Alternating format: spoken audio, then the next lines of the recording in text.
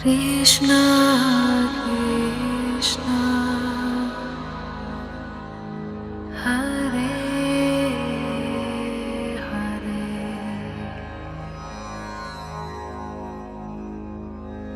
Hare Rama, Hare Rama, Rama Rama, Hare Hare,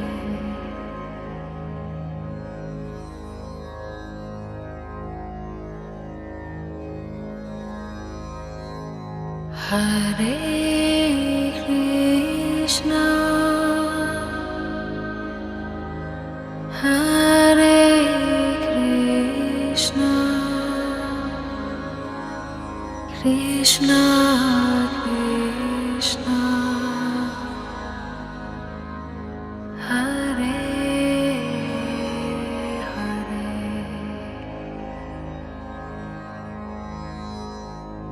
Hare Rama, Hare Rama,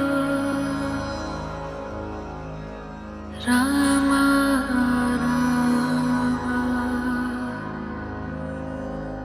Hare Hare,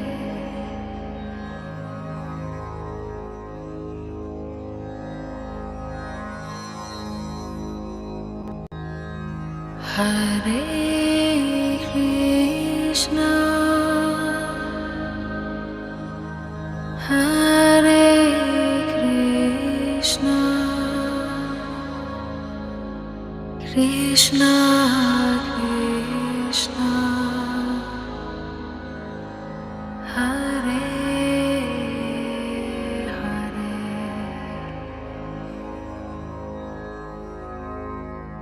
Hare Rama, Hare Rama, Rama Rama, Hare Hare,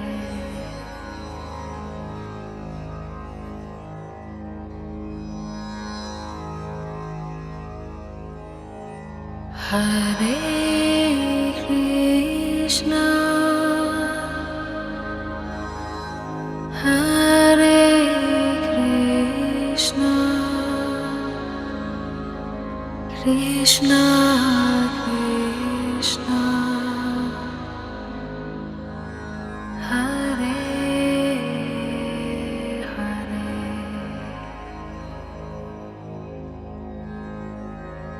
Hare Rama, Hare Rama,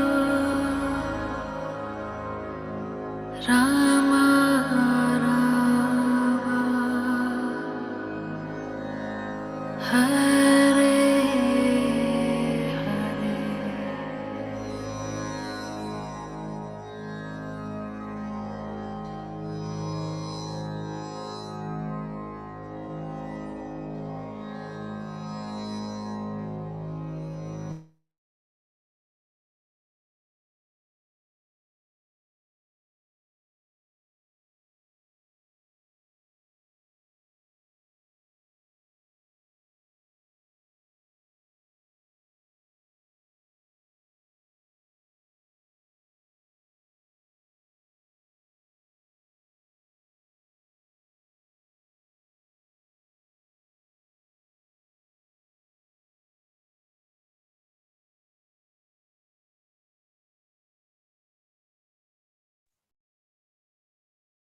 Namaste. Very good afternoon and good evening for our international participants. I heartily welcome all of you to this second session of the 3S virtual conference. I hope the morning session was pretty enlightening for all of you, and I'm doubly sure the second session will be more enlightening for all of you. So let me invite the chairperson of this session. The chairperson needs no introduction because all of you know he was the speaker of our last previous session, Professor Suresh Bhalla. Professor Bhalla is a professor at Civil Engineering Department at IIT Delhi, and he doesn't need any introduction. He is into all the fields he can try to, and I'm sure that you would have liked his presentation, how he's been into the environmental sustainability factors using the bamboo, and how he has created many ventures. So without wasting time, so I would request Professor Bhalla to take over. Sir. So thank you very much, Dr. Tushar Das, for your kind introduction. So it's a great pleasure to welcome everyone to the second session of the 3S conference. So this is going to be a very interesting session. We have a total of 5 speakers. So the first speaker is keynote speaker, and this is followed by 4 general papers. So we have the paper presentation today, the keynote speaker, Ms. Karja Sardela, and then we have the normal papers by Dr. Severin Hornung, followed by Ms. Navneet Kaur, Mr. Rajesh Kumar, and Dr. Neeraj Sharma. So without wasting further time, let me now invite Ms. Karja Sardela for her talk. Now, before she gives the talk, let me give a very brief introduction. She's Director, ISKCON Communications, Sweden, and she's also member of the Environment Group of Swedish Interfaith Council. So let's welcome Ms. Karja Sardela, and you may kindly begin your enlightening talk. Thank you very much. Thank you very much for inviting me to this very important conference. Can you hear me properly? Just to check that everything. Yes, you are audible very clearly. Yes. Very good, yes. Yes, so thank you very much for inviting me to this very important conference. And I feel very honored to participate. And I'm very glad that I can share here to this esteemed audience about my work and the Interfaith Council, which we have here in Sweden, and how we are working in regards to environmental sustainability. So I have prepared a PowerPoint presentation, which I would like to show to you, and I will share my screen now. So let's hope it will go. So can you see my screen? Yes, please. Yes, okay, very good.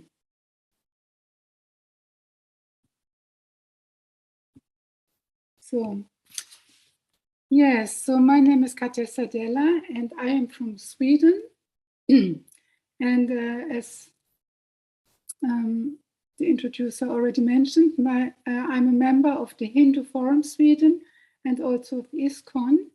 And I represent the Hindu Forum Sweden in the Swedish Interfaith Council.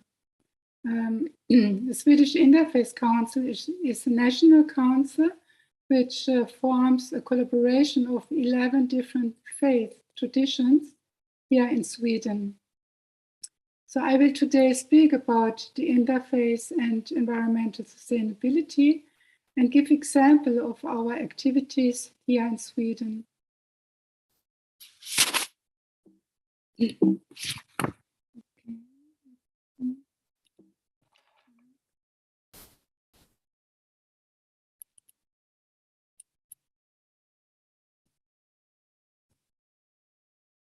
No, yeah, yes. Okay. So Sweden, yeah, you see here on the map, we have Sweden here in the northern part of Europe. Yeah, that's Sweden. So I'm living here in Stockholm. So Sweden has a population of 10.2 million people, and of those, 6.5 million are members of faith communities. No matter what culture or religion we belong to, we share the same home. The home, our planet, consists of both its inhabitants and the elements that make the home habitable. The plants, trees, animals, mountains, seas, or rivers, the finely calibrated balance of ecosystems. We walk on the same earth, we breathe the same air, and we drink the same water. So this fundamental right and insight can unite us in taking responsibility and action across linguistic, cultural, and religious boundaries. So in various religious contexts, one can often meet an obvious commitment to the environment. In the garment of faith, there is a certainty of our mutual dependence with all parts of existence, as well as the humility before something greater. Faith is not a passive state. On the contrary, for many it is an approach that is characterized by responsibility and calls for action. So Sweden is a country famous for good team working, and here you can find a committed civil society, many active volunteering services, and non-profit organizations. When it comes to interfaith cooperation, we have about 30 local interfaith councils and networks in different cities and towns. And we also have the National Swedish Interfaith Council. This Interfaith Council was founded in 2010 and has today 11 different religious traditions represented, such as Christians, Muslims, Jews, Buddhists, and Hindus. So I am a member of the environmental group of the Swedish Interfaith Council. And our group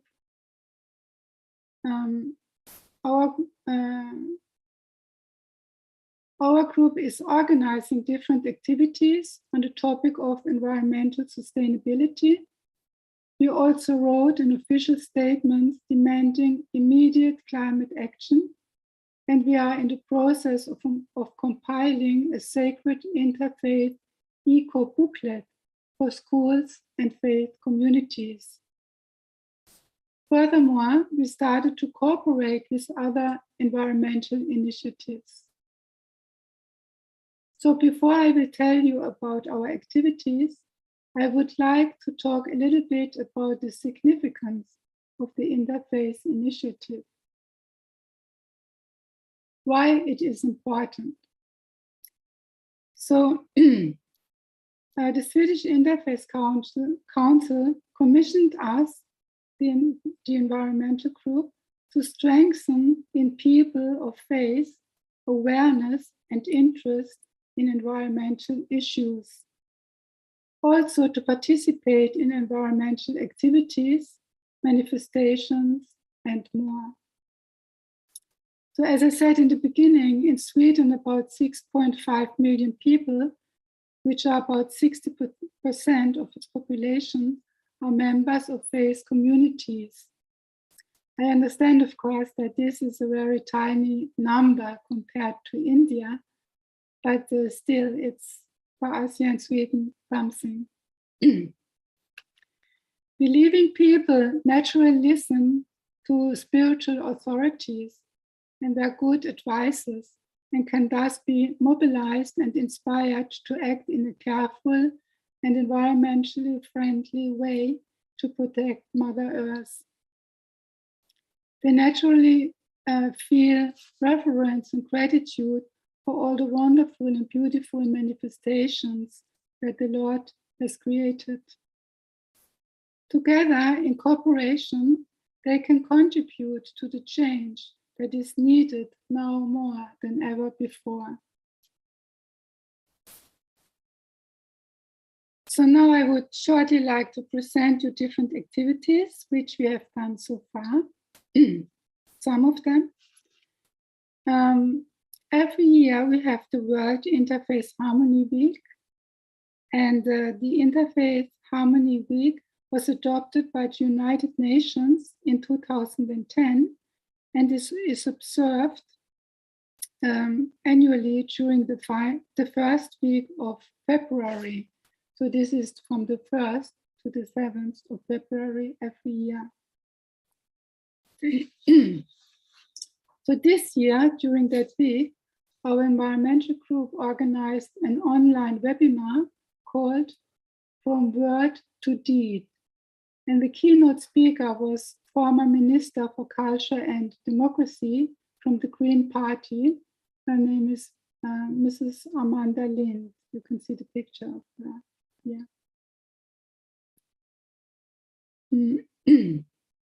So during the webinar, several speakers from different religious organizations shared their environmental initiatives and practices. It was meant to give inspiration to other organizations and individuals for more sustainable actions and habits in our communities. At this webinar, for example, I presented the ISKCON Environmental Initiative, and where I'm a member of, and where I'm the coordinator for Europe. And in my presentation, I presented the 3 tiers of environmental sustainability and the assessment form which we have, and also the eco-theology of our tradition. And it was very much appreciated by the audience. So it was very successful. Another project which we have is the Sacred Eco Booklet. We are in the process of compiling this Eco Booklet, which is meant to be a source of inspiration and learning on how different faith communities look at environmental care and protection. 13 representatives of the different faith communities have sent in their texts. So this booklet should show how all religions share a common respect for the sacred generosity and goodness of Mother Earth. Each text starts with quotes from sacred scriptures of each religion, then follow current comments that relate to our current situation, and finally, some practical examples of environmental actions by the faith communities are given. And they are meant to inspire others to follow. So for example, I have quoted the Bhumi Mangalam prayers and mantras and parts of the Hindu Declaration on Climate Change. And as examples, I told about the ISKCON Almvik Eco Farm community close to Stockholm. The target group for this booklet are both faith communities and schools. So therefore we have included even a study guide for both students and adults. That will help to deepen commitment and to find ways of concrete actions. So this booklet will be published in autumn this year in the Swedish language, but maybe we can even translate it later into English also.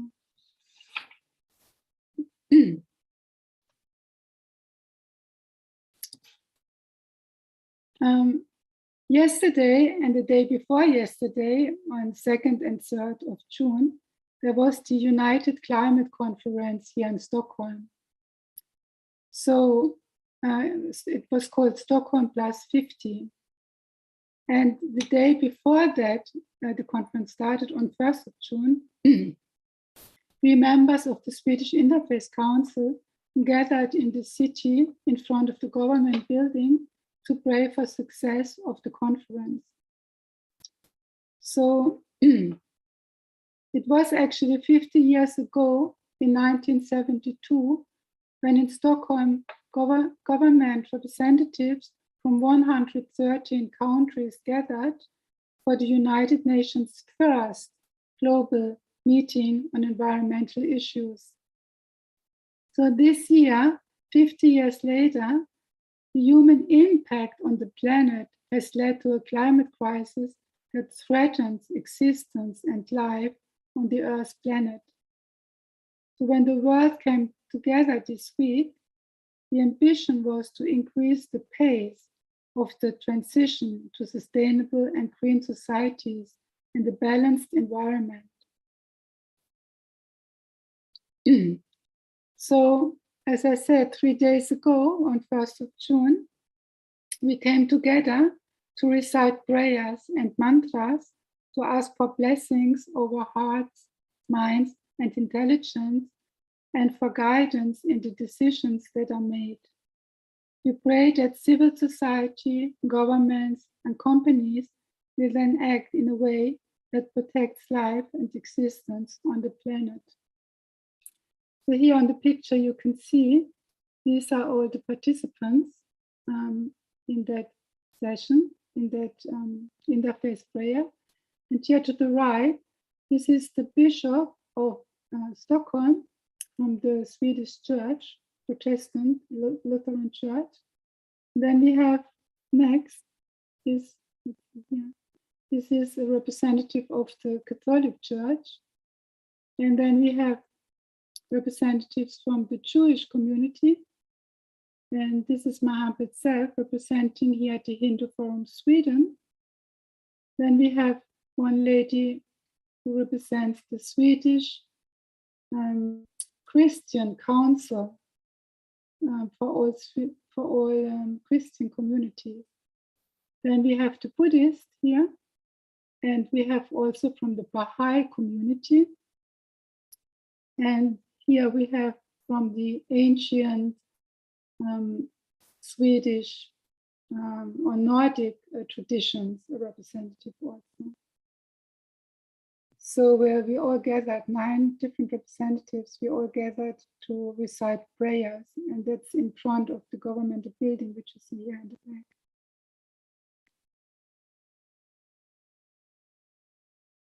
So another initiative which I would like to put your attention on is the Stop Ecocide movement or initiative. And we from the Swedish Interfaith Council, we work closely together with Stop Ecocide. Ecocide, what does it mean? Ecocide means unlawful or wanton acts committed with knowledge that there is a substantial likelihood of severe and either widespread or long-term damage to the environment being caused by those acts. So ecocide is broadly understood to mean mass damage and destruction of ecosystems, which means severe harm to nature, widespread or long-term. We see that ecocide has been committed repeatedly over decades, and we can see that it is a root cause of climate and ecological emergency that we now face. So this initiative wants to make ecocide an international crime. Right now, the Rome Statute of the International Criminal Court, the ICC, in The Hague, Netherlands, which has 123 member states, lists 4 crimes. And these are genocide, crimes against humanity, war crimes, and crimes of aggression.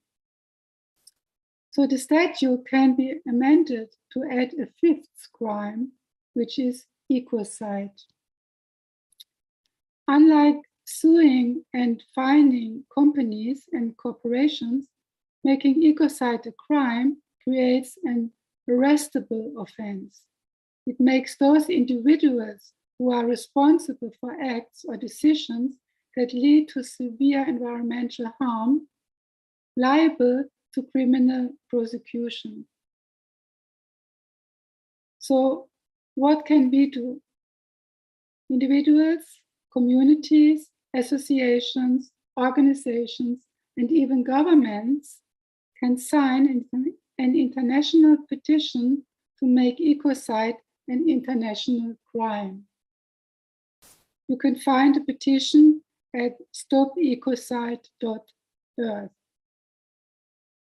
So in September last year, there was an international hybrid conference in Sollentuna, Sweden. It's the oldest town in Sweden. And there were participants from 50 countries discussing the ecocide law. I will now show you two short videos actually. Of one is 45 seconds and the other one is 3 minutes, where some faith communities express their commitments. So let me see. So this is the first one.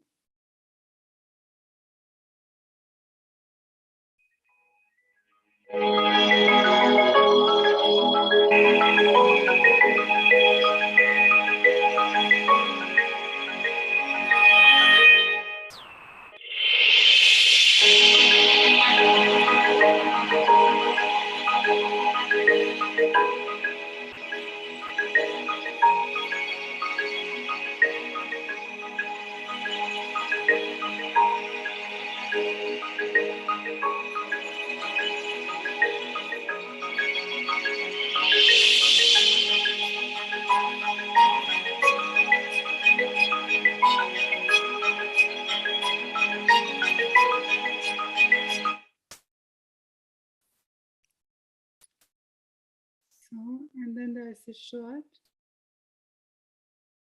Both videos are available on the Place for Ecocide website. This is about gather here today. This is about a conference in Stockholm last year.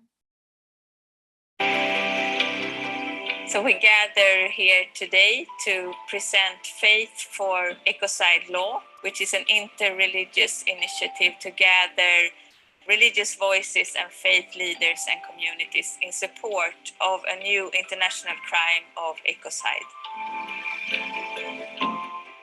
Pope Francis has been very clear on this issue. Already in 2019, he mentioned ecocide as a very urgent matter to promote. And through his encyclical Laudato Si, he has also promoted an ecological spirituality in order to help Christians to see the need and help them to engage themselves in this issue all over the world. People joining us here from over 50 countries and many different religions to express support for ecocide as a crime and learn more about how that is a very practical and powerful step towards a human society in harmony with nature. Ja, ecocide-loven er jo viktig for alle urfolk, da, og spesielt det samiske. Ettersom vi ofte ikke har nasjonalstater, så er det viktig at det kommer en internasjonal lov, og de andre nasjonalstatene må ta hensyn til dette. Og jeg tror at urfolk kommer å sette kraft bakom det her. Og det er jo helt essensielt i vår tid med de store utfordringer som finnes med klimakrisen, med tap av naturlig mangfold. Så vi ser frem til å støtte denne loven og arbeide videre med det. Faith for ecocide is something that is very important to my heart because I feel that in combination of what I believe as a Maori person, from my tikanga Maori culture, all religions, we are family man, Mother Earth's children, Mother Earth's love. So I believe in my heart that this is our responsibility for the coming children. I mean, Church of Sweden Youth, we want to stand behind the Faith for Ecocide law initiative because this is something so basic to us, really. I mean, that the creation, the whole earth that is created by God that is whole in that sense, and something that we want to make flourish, to thrive, to take care of. We also believe that that is our role as humans, to be good caretakers of the creation. So a law against ecocide is a powerful lever because it both operates on our moral understanding of who we are in the world, and thus it's kind of an existential support for a shift towards a human society in harmony with nature.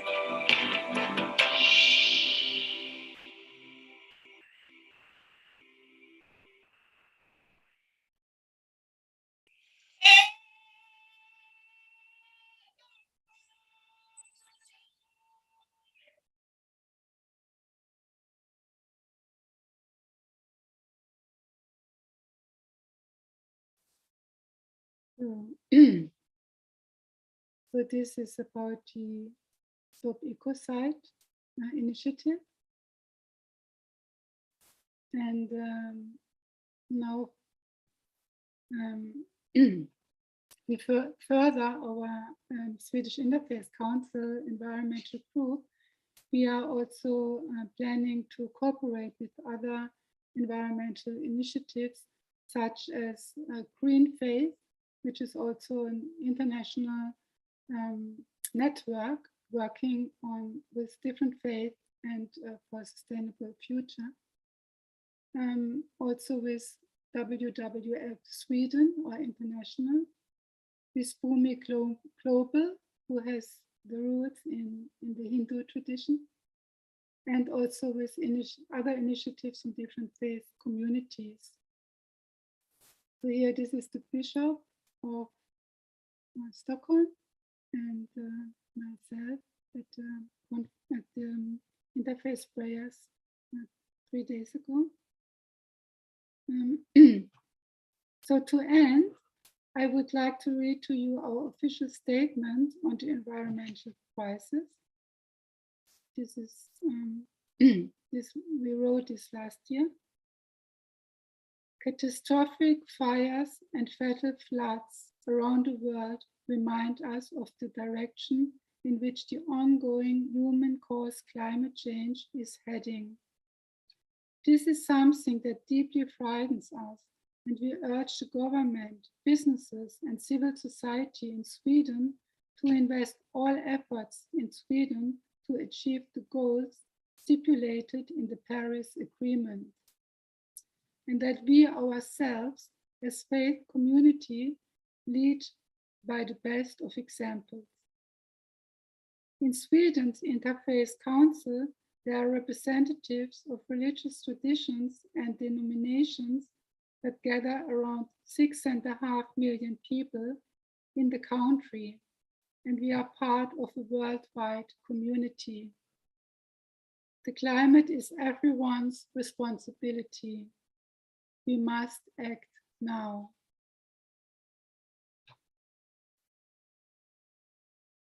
Thank you all very much for giving me this opportunity to speak about interfaith and environmental sustainability and to present what we are doing here in Sweden. Thank you very much. Now the floor is open for the discussion. Anybody have any questions?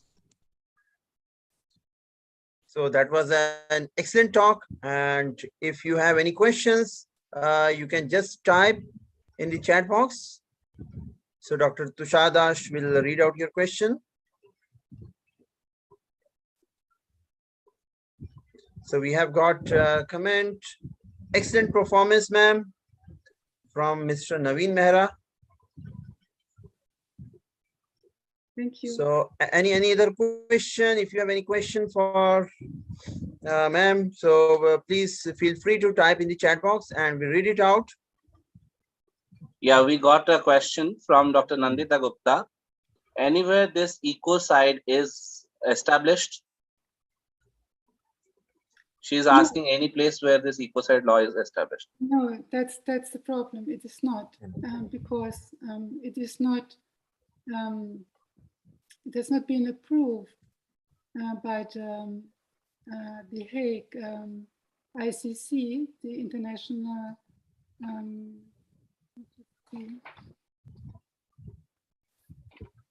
the International Criminal Court. It has not been approved yet to be an official crime. So that's why now this ecocide initiative is collecting the signature and support of individuals, of communities, of religious organizations, of governments, so that this can become a crime in the near future. So that's why they're now going out with it and propagating for it. Yeah. So thank you very much, ma'am, for your interesting talk. You are continuously getting a lot of compliments from the audience. So again, thank you very much. Thank you very much. Namaskar. So now we continue. Our next speaker is Dr. Severin Hornung, and he is a senior researcher and lecturer at the Institute of Psychology, University of Innsbruck, Austria. He is also co-founder of ICROP, a research group which focuses on social and environmental sustainability. So we have the speaker with us. So we welcome you, Dr. Hornung, and thanks for submitting paper and for your presentation. So you may kindly share your screen and begin your presentation. Professor Bala, thank you very much for the kind introduction. And also I want to say to the previous speaker, Ms. Katja Sardella, I was highly impressed. The ecocide is really a concept whose time has come. And as I said, I'm talking to you from Austria. My name is Severin Hornung, and I will try to share my presentation. Can you see it all right? Yes, we can see. Okay. So I thank you very much for giving me the opportunity to speak here on behalf of my colleagues. The title of my presentation will be Critical Perspectives on Environmental Sustainability, Dialectics of Ecology and Economy in Transformation of Social Science and Society. And this is a paper, or like a working paper together with my colleagues, Christine Unterreiner and Thomas Höge, all of us here at the University of Innsbruck in Austria. So the background is, and I think the previous speaker has very well made the point for that. Ecocide is really the point. Anthropocene would be a different word. An age, an era that's defined by negative human impact on the planet. And in this situation, it's increasingly recognized, increasingly becoming clear that the global capitalist system needs to be turned around to contain its self-destructive tendencies and preserve the basis of life on the planet. However, as you know, there's little agreement how ecological sustainability can actually be achieved. And what I'll try to present to you today briefly is an exploratory review of publications of the social science literature that we did, where we contrast two paradigms on environmental and social responsibility, a conventional, mainstream, or functionalist, or normative neoliberal paradigm, whereas an emerging or a persisting critical, antagonistic, or structuralist, eco-socialist paradigm. And so this paradigm, actually this critical alternative paradigm, would advocate more drastic measures of degrowth, of decommunication, of democratization and redistribution, and it converges very much with the Marxist critique of the exploitative accumulation and growth logic of capitalism, or you could say systemic greed, right? And the implication is that critical sustainability allows us to reappropriate genuinely ecological ideas against their degeneration into an economistic ideology. And I'll try to outline some of the basis of this radical critique, and also then, if we have time, talk a little bit how this affects organizational science, which is our field. So we're seeing this dialectic, this contrast. On the one hand, a rhetoric of sustainability and a reality of unsustainability, climate change, social catastrophes, poverty, inequality, biodiversity loss, all these global catastrophes, of course, also additionally unequally distributed between the so-called global north and south, right? And another example of that dichotomy or that dialectics you'd see here. On the one hand, politicians congratulating and applauding each other for goals that will not be met and will not be enough. On the other hand, you see demonstrators demanding more radical, more efficacious action. And that's what I want to talk about, these oppositional paradigms, which actually can be traced to different schools of thought or different traditions in the social sciences, critical, emancipatory versus or like a technical, analytic or descriptive, empirical tradition of science, also called, like in a meta-theoretical paradigm, the sociologies of regulation versus radical change. And I will focus on these constructs of radical change that frame societies more in terms of domination, power struggle, and conflicting interests, and stress fundamental utopian and revolutionary transformations, which I think that we need. And as I said, I will talk about I have a lot of material, so I have to go through this pretty quick. But I will present to you some pillars of this narrative and problematizing literature review, focusing on three concepts: sustainable development, contrasted with the critical concepts of critical sustainability; green growth or green capitalism, compared to radical concepts of economic degrowth; and mainstream versions of corporate social responsibility versus more radical approaches that have been called the responsibility to socialize corporations. And so the aim is actually a dialectic exploration of elements of Marxist ecology and what they contribute today to our understanding of sustainability transformations that are needed, and why they don't come about, why a neoliberal market-based conception that actually do not challenge the capitalist profit and growth imperatives are not working. So this is an overview of the most important key articles that I will talk about today. And please also feel free to contact me for a slide. I'm happy to share all the material with you that I present today and give you any further information if I can.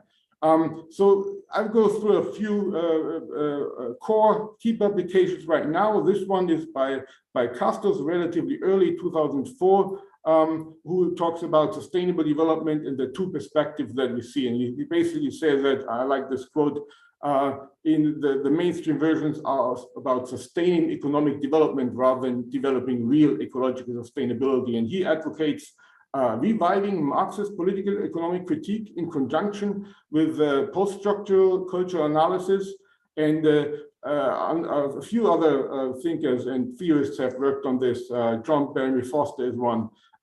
So the whole idea of eco-socialism is ecology based on Marxist theory, especially the idea of the metabolic rift, which is Marxist analysis that the growth imperative and the accumulation imperative of capitalism is just not compatible with a finite world that has borders, right? I think we all are aware of this, but apparently on a systemic level, we are not. So another paper, a second one that I would highly recommend, is by Christian Fuchs, 2017, called Critical Social Theory and Sustainable Development, the Role of Class, Capitalism, and Domination in the Dialectic Analysis of Unsustainability. And he really developed these two perspectives. Sustainability is a form of neoliberal ideology that does not challenge the basic workings of capitalism and tries to leave those intact and tries to pretend as if sustainability was achievable in the present system, whereas sustainability is a critical concept based on Marxist theory, actually challenging the global capitalist destructive, dominative, and exploitative and exclusionary character. So we have to get at the core of the system, at the roots, so to speak. And this paper actually gives you a very good overview. It also touches on the Agenda 2030. And on the one hand, we have to acknowledge the Agenda 2030 as a progress in our understanding of sustainability and multidimensional goals. On the other hand, even more moderate critiques point out that in widespread and rising poverty, global food shortages, hunger, climate change, there's actually no trajectory for attainment of these goals. And more radical critiques like Fuchs would say that, well, major problems are not actually problematized here, like class and capitalism, that the system that underlies the exploitation and destruction of nature, and communication and culture as well. And I've put on some more like radical critiques of the 2030 agenda here to read up on. But so what Fuchs does, he introduces, he kind of modifies common understandings of sustainability from this three-sphere model where economy, society, environment looked pretty separate, and the economy is prioritized to a nested, differentiated dialectic model of economy, culture, politics, environment, and society. And based on this, he introduces like a scheme to evaluate sustainability and unsustainability, so a dialectic approach on these different system levels, on the societal level, political, cultural, economic, and our interaction with nature. And I highly recommend that to read up on. I want to continue with a really nice overview by Rose and Katchen on critical sustainability, incorporating critical theories into contested sustainability. And basically, they theoretically develop an alternative form of critical sustainability, which rejects the primacy of capital accumulation over ecological integrity. And basically, critical sustainability can be summarized as the critique of the unsustainability of the current economic capitalist system, right? So they give a few other definitional features. They acknowledge that sustainability normally gives primacy to the economy, not to the ecology, and not to social equity, as we see all over the world, and privileges economic growth. And however, critical perspectives note that the capitalist profit and exploitation ideologies are just not sustainable in themselves. So they also explicitly draw on Marxist theory, and this is pretty much, it is not a radical journal, it's pretty much a mainstream publication, right? So shows you something about this emerging perspective. Secondly, I want to talk about the issue of degrowth versus green growth, or green capitalism. So the idea of reducing growth or negative growth. And you see some slogans here. 3 papers I want to call your attention to. The one by Jack and Koch is actually a good introduction. And then the one by Sandberg, green growth or degrowth, assessing the normative justifications for environmental sustainability and economic growth through critical social theory, and then a systematic review of degrowth proposals by Cosme, Santos, and O'Neill. Again, please feel free to request those. So degrowth is defined as the socially sustainable process of downscaling society's metabolism. That means a reduction of material production and consumption, fitting with the constant theme of simplicity, right? Instead of having always accumulating more and fixating on growth. That means degrowth requires a reduction in natural resource use and production consumption. It does not mean that reducing the GDP in itself is a goal, but however, it's a likely consequence, especially in developed countries, if they have to radically reduce the use of cars, consuming goods, and all these. And you can imagine this is pretty much a hard sell. Today, it seems crazy or suicidal to suggest that we need negative growth, right? That we do not have to challenge that growth imperative. But obviously, the globe, the world, the planet cannot sustain economic growth forever. So lastly, a systematic review of 54 degrowth proposals, which actually excerpt the main contents or the main ideas here. Most of them are like more top-down and national level proposals. And the three core messages here are reducing the environmental impact of human activities, but also, and more importantly, redistributing wealth and income both within and between countries, and promoting the transition from a presently materialistic to a more convivial, social, supportive, and participatory society. So I've added these on this slide. Again, you see, I think the key would be degrowth in addition to redistribution and de-democratization. And these three goals of reducing the environmental impact, with redistributing income and wealth, and promoting a societal transition also correspond very well with the dialectic analysis by Fuchs that I've presented earlier. So leverages would be nature, society, the economic redistribution, and the political system. So that was pretty quick, the first two. Now I want to briefly talk about the third complex, the third issue, corporate social responsibility. And again, you see this dichotomy here, this dialectics between, on the one hand, these nice corporate brochures, this nice slogan and PowerPoint slides and books. On the other hand, the reality of ecocide, as we have learned today, and as we all are aware of. So again, this dichotomy, this dialectics, and if you look at the concept of corporate social responsibility, the idea that corporates should take into account, aside from profits, people and the planet, so social and ecological issues. However, the problem is that corporate social responsibility is defined as voluntary corporate activities.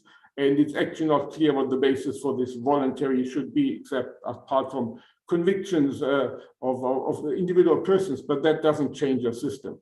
So the authors, or the author here that I referred to, Marivik, he actually in the Journal of Business Ethics, he distinguishes different aspiration levels of corporate social responsibility, from compliance with rules, from trying to profit from corporate responsibility, to green, synergistic, or holistic. These are the understandings that come closer to what I think we would all prefer, or would all agree to. However, the basis for that is completely unclear in a system that is based on economic profit. So, and that brings us to the issue of greenwashing. A lot of these corporate social responsibility activities are actually based on greenwashing. They are more like a marketing activities rather than really about reducing environmental impact. Here, an article that I want to highly recommend to you by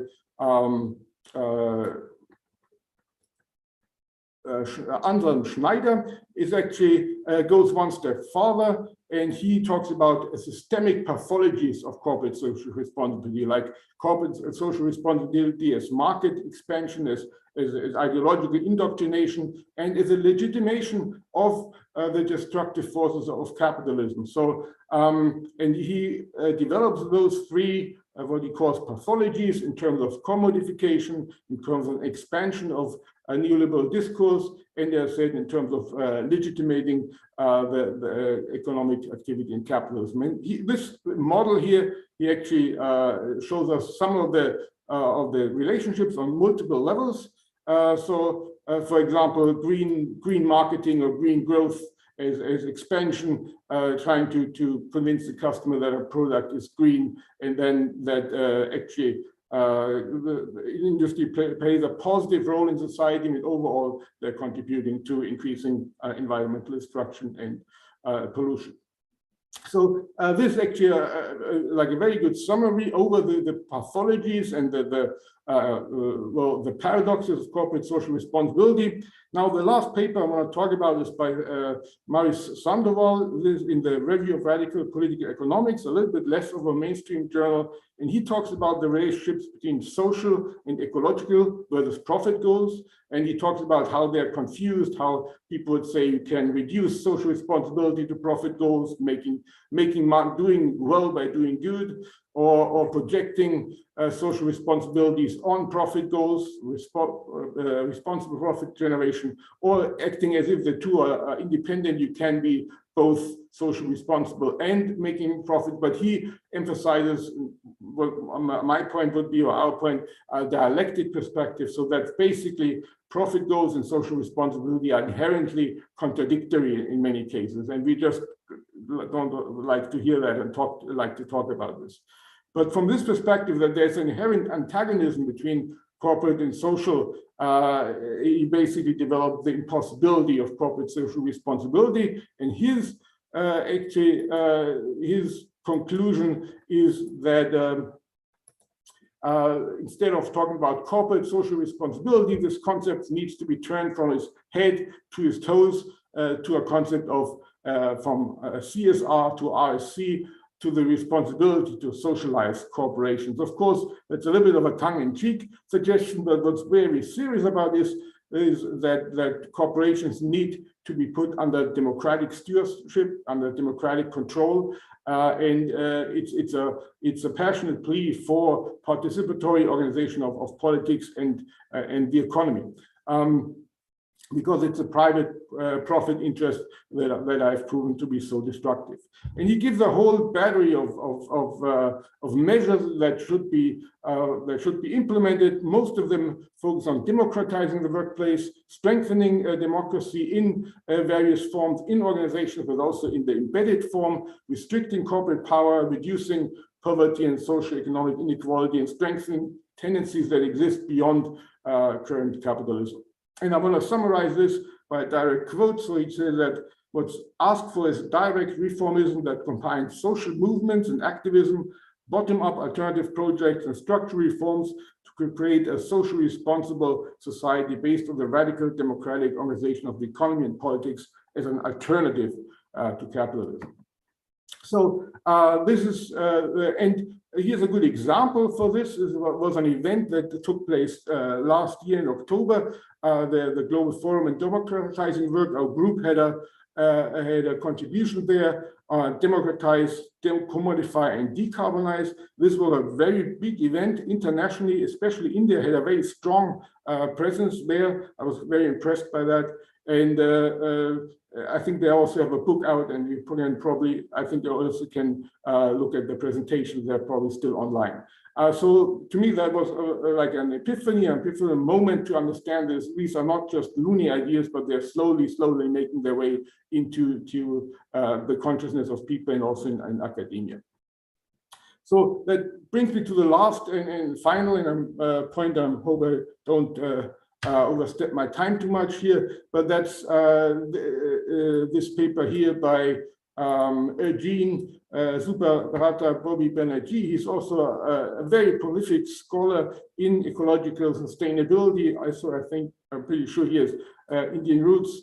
And this paper on unsustainability in organization studies towards a radical engagement outlines different paradigm shifts that are necessary in organization science, from epistemology, from managerial to critical perspectives, where I've been talking about from a realist ontological view to a relational view that understands that all things are connected. And I think the Indian perspective very much converges with that, the spirit perspective, and changing the way also we conduct our research from narrowly disciplined focus to interdisciplinary, and our scholarly stance from value neutral to engaged scholarship. And I will not be able to go through these here, just a brief overview to say how can we transition from managerial epistemologies that basically emphasize corporate interest to critical epistemologies that emphasize ecological well-being and the inherent intrinsic value of nature, and to prioritize actually ecology over economy. And then finally, the idea that how does our view of ourselves as scholars have to change from this value neutral stance, where the scholars are basically, they are not part, they're the analysts, and their job is to write up abstract papers for high-ranking scientific journals, to a stance of engaged scholarship, where the scholars are committed to improving ecological and social conditions. So the task would be to facilitate social change by aligning all their activities and research and teaching and service with concerns regarding environmental justice and ecological well-being. And this is what we also trying to do here in our critical research group. We try to align our research, but also our personal activism, and especially our teaching, because that is the biggest leverage that we have, right? Our students are the future, with ideas on social and ecological sustainability, because the present just is not sustainable at all. Which brings me back to the Agenda 2030 and the sustainability goals.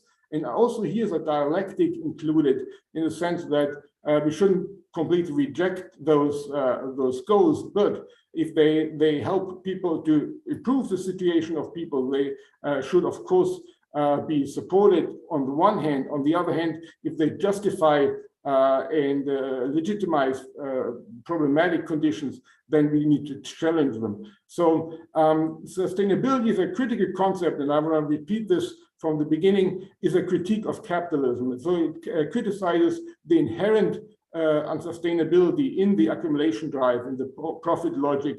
And so sustainability requires more fundamental transformations, not green growth, but degrowth, not small incremental steps, but radical change, and especially not market solutions, which have created the problem, but a coordinated action to save the planet and people from what I call profitable destruction, right?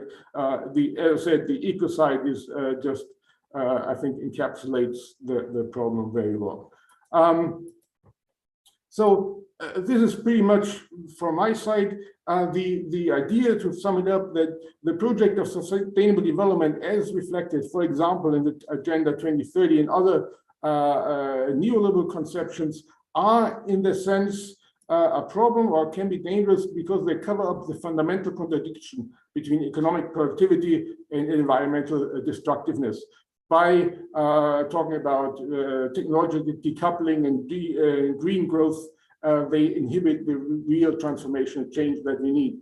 And again, that's not to say to diminish achievements that have been made, but it may mean that we actually, in overall, they're holding us back. And sustainable development often is portrayed like the light at the end of the tunnel, a new era of organized human life. And I'm quoting here a master thesis from Sweden. However, the idea by Slavoj Žižek, we shouldn't be fooled by this. The light at the end of the tunnel may actually far more likely be a train approaching us from the opposite direction. The situation is indeed very dire, and we have to be aware of too much optimism and positive thinking, because that are wishful fantasies that are not grounded in reality. We really need, and that is my message, a fundamental transformation, as I said, not small steps, but a transformation that goes at the roots of the global capitalist system. So I want to actually close with this picture here, with the idea that be careful, sustainability could be a light at the end of the tunnel, but in our present situation, which is dire, it's more likely a train opposing us from the opposite direction. So this is a plea to take action, and radical action at that. So thank you very much for giving me the opportunity to talk to you today. As I said, please contact me for slides or any other material, and I'm happy to answer any questions. Thank you.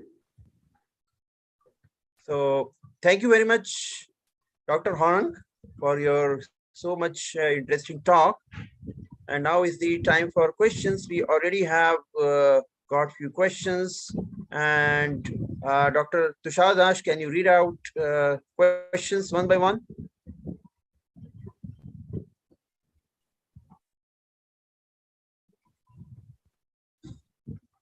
Dr. Tushar?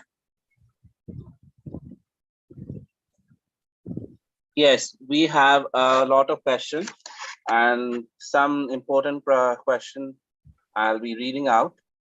The first question which we got is from Nitu Bardu.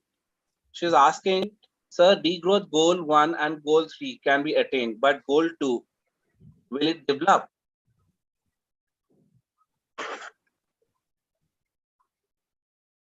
Will it develop if it is shared with the Asian and African countries? If it's okay, I may respond to this. You know, it's a good point. That was also by that goal was like in red. Goal 2 was actually redistributing wealth and income both within and between countries. And I think that is really the major goal. Goal 1 was to reduce environmental impact. That would be like technological decoupling, try that we somewhat reduce our environmental damage. And the last one would be democratizing countries to a more participatory, supportive society. And I think 2 and 3 probably go hand in hand. Yes, it is a big problem. Even in the richest countries, we have increasing escalating inequalities, and we have them from the global south and the global north, and we have in every country we have a south and a north, or to say people getting poorer and poorer and other people getting richer and richer. That's why we need to get at the core and at the bottom, the root of the problem. And of course, that requires transformation, revolutionary action. And well, I'm normally very pessimistic that could be achieved. However, I believe that especially the pandemic has shown us that a lot of things, the responses, that more is possible than we may have thought previously. So we would need politicians to take radical action. Okay. The next question is from Vinay Kumar. Degrowth seems great idea, but is it practically possible by any economy or country, be it big or small? Me personally, I think it's possible, and I'm going to stick with the themes of this conference: simplicity, because a lot of the growth that we're actually having, it's not helping people, right? Of course, we do not want to cap or reduce the growth that lifts millions out of poverty. No, we need that. But does more consumption of consumer goods, of video games, of electronics, does that actually contribute to our wealth and to our well-being? I don't think so. And also, for example, the GDP also grows when more people are sick and require health services. So a lot of what's counted in the GDP may not actually be positive for people, but may actually be negative. Wars, as we have right now going on all over the world, contribute to GDP. Because things are destroyed and they have to be bought again. So I think it's possible, but we have to change our view of consumption, and we have to change our view of what growth means. And we have to focus on the growth that really helps those that are in need, and get rid of the senseless growth, which is just for its own sake, so that capital can become more. Okay, the last question from the Mr. Ravi Prakash. Both consumerism and population growth need to be addressed as roots of unsustainability. But why population growth is given less attention?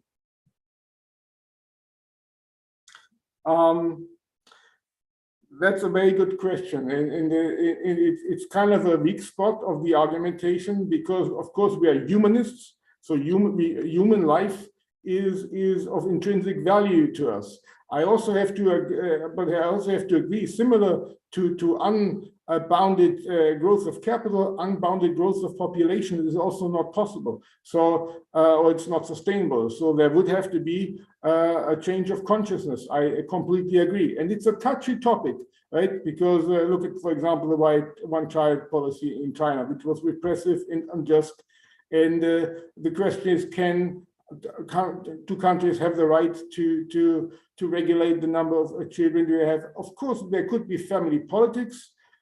In many developed countries, I live in Austria or in Germany, the population actually does not grow in the extent that it does elsewhere. So that shows it is possible, but it's a very touchy and problematic issue. And I think the way we'd have to address this in many countries, provide economic safety and security first, so people do not believe they need to have large families to support them when they're old. But to give people security, and also give them security, of course, raise the standard of living, to know that their children, their family will live and will not die of random diseases that could be treated but are not, because the wealth is monopolized by a very few. So I believe the problem with population growth first needs to address social justice and standard of living, or need to be addressed simultaneously. And you're right, it's a topic that a lot of people do not like to talk about, because it's a very sensitive issue, right? Human life is just precious, and still, I believe we have to manage the resources of the planet more carefully, and that also includes planning our own population growth. Yeah, thank you. And participants are asking your email ID, sir. Oh, I'm very happy to share this, and it was here on the slide. Maybe you can write down on the chat. Yes, you can write on the chat. So if anyone has any further questions, you can send email directly to Dr. Hornung. So with this, we thank Dr. Hornung. And you want to conclude something, Dr. Hornung? I just want to say thank you very much for these insightful questions. They really give me think. I'm sorry if I take too much time, but it was a very, very pleasant experience to talk to you today. I got up today in the morning at 5:30 because that's a 3.5 hours difference. I was very inspired, and I will do the same thing tomorrow. Again, thank you for insightful questions. Please feel free to contact me. I typed in my email right now. Thank you. So thank you again, Dr. Hornung, and it was very pleasure to hear your ideas. So with this, again, our best wishes and our thanks for this. Thank you so much. Thank you. So our now next speaker is Ms. Navneet Kaur, and she is presently a research scholar at the Department of Environmental Sciences, lovely professional university, Punjab, India. And her title of the talk is a review of green belts to understand their role in tolerance of air pollutants. So I invite Ms. Navneet Kaur to please switch on the camera and share your presentation.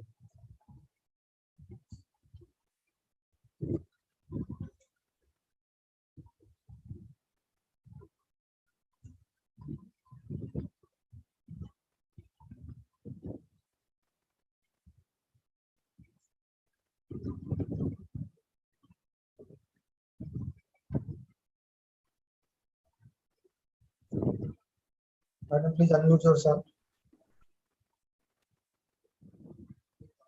Ma'am, you are mute. Please unmute yourself. Yes.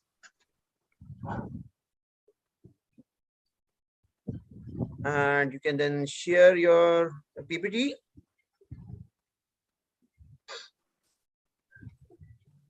I'm audible. Hello. Hello, Yes. sir. I'm audible. Yes, you are audible. Okay, now my PPT is visible. PPT is still not visible, ma'am. Please share again. Use the green button at the bottom. Okay, sir.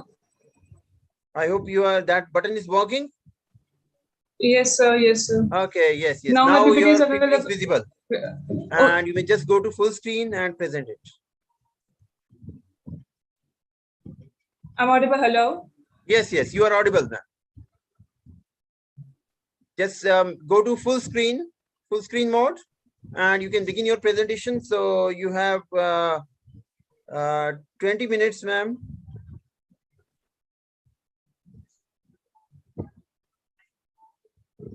Yes, please press the full screen mode.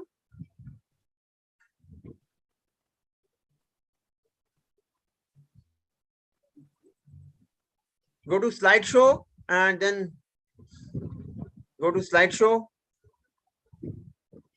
No. And begin from now my PPT is visible, sir.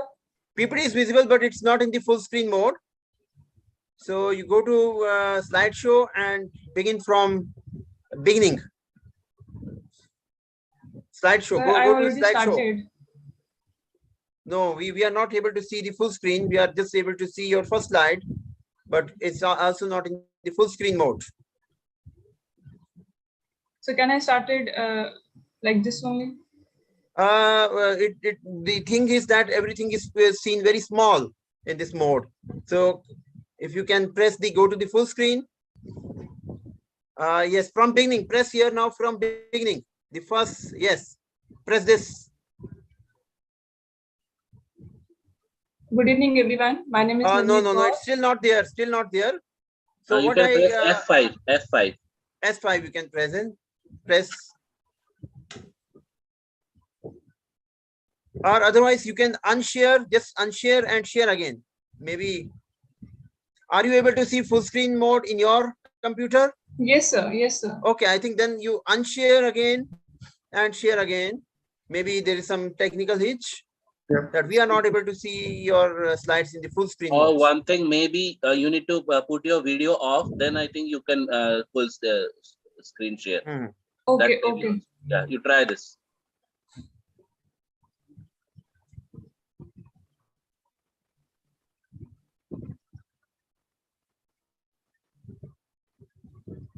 Now? No, I think you have to unshare your screen.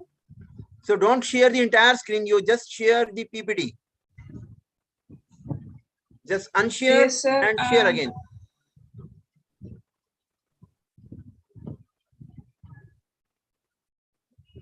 Now? So just you have to first unshare. You unshare, close the share screen, you unshare and do again.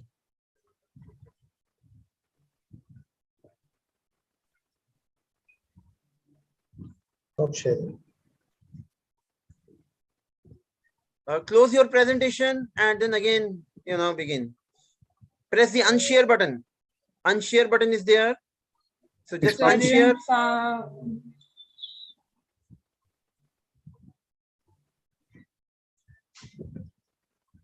No, sir. You are I think you have to I unshare. have new share, pause share, not unshare. Or close your presentation and start again. Just close your presentation. Not minimize, close. Yeah. Yeah, and now I'm closing. You do again. Open your presentation and then press the share screen again. Now? Okay, now you press the go to the full screen mode.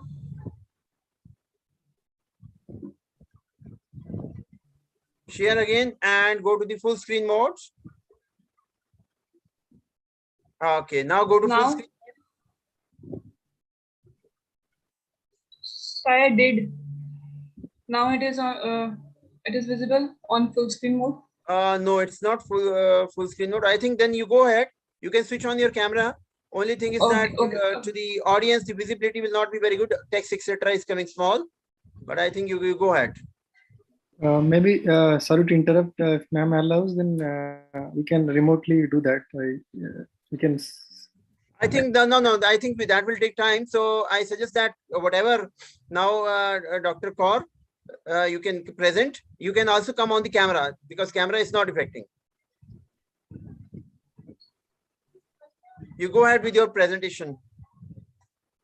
Okay, sir.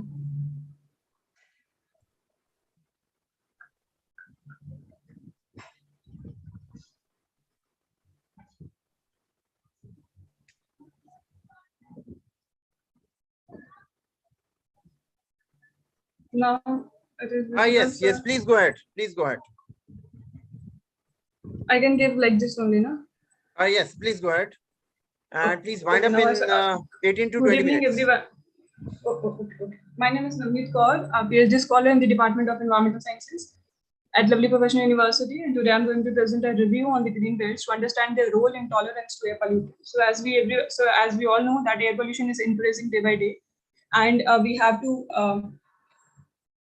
take some green initiative. And nowadays, a green belts, we can say, in the emerging field of rapid urbanization, to reduce air pollution, this is the best way. And plantation is one of the effective methods to reduce air pollution at the source, because they act as a sink for both gases as well. Hello, I'm audible? Yes, you're audible. Yeah. So they act as a sink for both. So so for this, we have to initiate this APDI method for the air pollutant tolerance. This APDI method, we can explain the behavior of the plants towards air pollutant, and this help in the we can say for the abatement or for the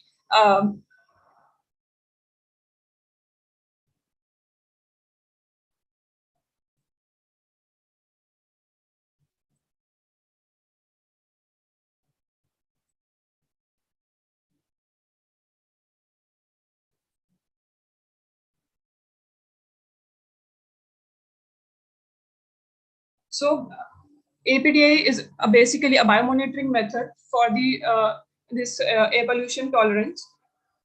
In this, we can evaluate the tolerant plant species for the green belt development. This particular method helps us to identify the tolerant plant species. So basically, plants absorb pollutants on their leaf surface area. After prolonged exposure of pollutant, they experience morphological and physiological changes that we can study with the help of APDI. With the APDI basically depend upon 4 biochemical parameters: water content, pH, and chlorophyll content as ascorbic acid. With the help of these 4 biochemical parameters, we can identify the plant species, so that we can use that plant species for the development of green belts. So relative water content, we can say a full turgidity of the, we can say it is basically associated with the protoplasmic permeability. And a chlorophyll content, as we all know, it identifies the photosynthetic activity, and ascorbic acid, that is antioxidant that is found in the growing parts of the plant. It influences the resistance in the adverse environmental conditions. It also protects the chloroplast against sulfur dioxide and use H2O2. And pH plays a very important role in the physiological processes of the plants. Basically, this whole physiological processes, where we can say photosynthetic efficiency is dependent upon this pH. We can calculate this 4 biochemical parameters by different methods. For example, for relative water content, we can use Weatherly method, in which we can take fresh dry weight or of the leaves. For the estimation of chlorophyll content, we can use a non method. Ascorbic acid, we can use a Keller method. After computing these 4 parameters in the APDI formula, we got an APDI value. And depending upon the APDI value, we can say the particular plant is tolerant or sensitive. That particular plant we can use for the green belt developments. Depending upon the APDI value, if the plant has greater than 24, we can say that particular plant is tolerant. Or if it is less than or equal to 14, then we call it as sensitive. Here we have plants. Here we have some examples of the plant species. Like Magnifera indica has APDI value 23.9 and considered test tolerant. And here we can have ficus that has 9.3 APDI value considered as sensitive. So depending upon the APDI value, we can develop the green belts. Depending upon this APDI value, we can identify the plant's behavior towards air pollutant, so that we can use for the development of the green belts. Basically, higher the APDI value, higher is the tolerance of the plant towards air pollutant. This here I have only 10 plant species, but we have many more such plant species. The different plant species react differently. So this tolerant plant species we can use for improving the local urban ecology, and the fact that the green belts are the living organism, as we know, they have their threshold value for their tolerance, but this is often ignored. For the development of the green belt, we need to identify the plant species on their threshold tolerance. So tolerant species are always preferable over sensitive species. Sensitive species, yes, we can use for the as an early warning or for the bioindicator of air pollution. So in the end, we can say due to the increase in number of sources, sustainable development effort to reduce air pollution have proven sustainable development effort to reduce air pollution for a long term is required, and green belt are thought to be more such effective in such situations where green canopies form a surface capable of assimilating pollutant and act as a pollution sink. And the response of plants with the help of this APDI method provide a simple method of monitoring air pollutants as well as providing the pollution mitigation measures. Thank you.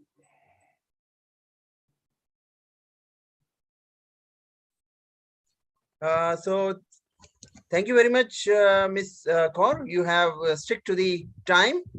So now we have time for a couple of questions. So audience, you can type your question in the chat box and we'll take it up.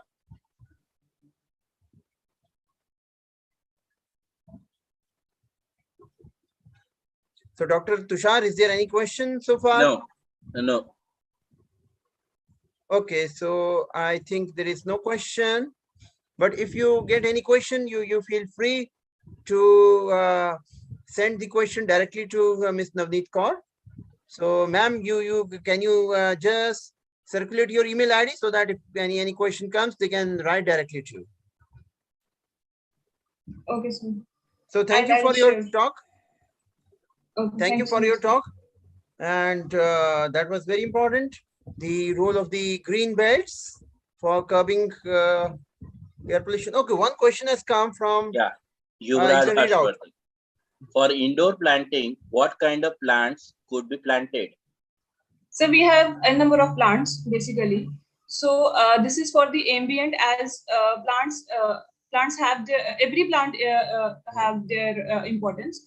For the indoor, we can use a lily plant, we can use money plant, but depending basically indoor plants or any plant we can use, but particularly we have plant that we can use we can use lily plant, we can use money plant.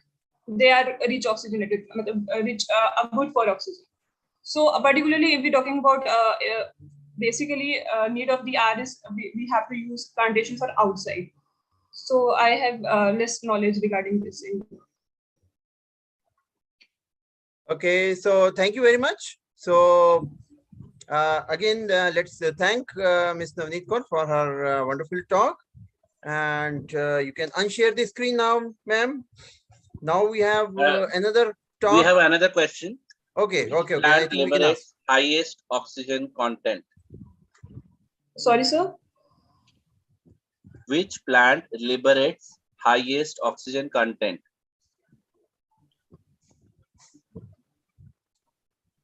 Sir, as a particular name, that's I don't know.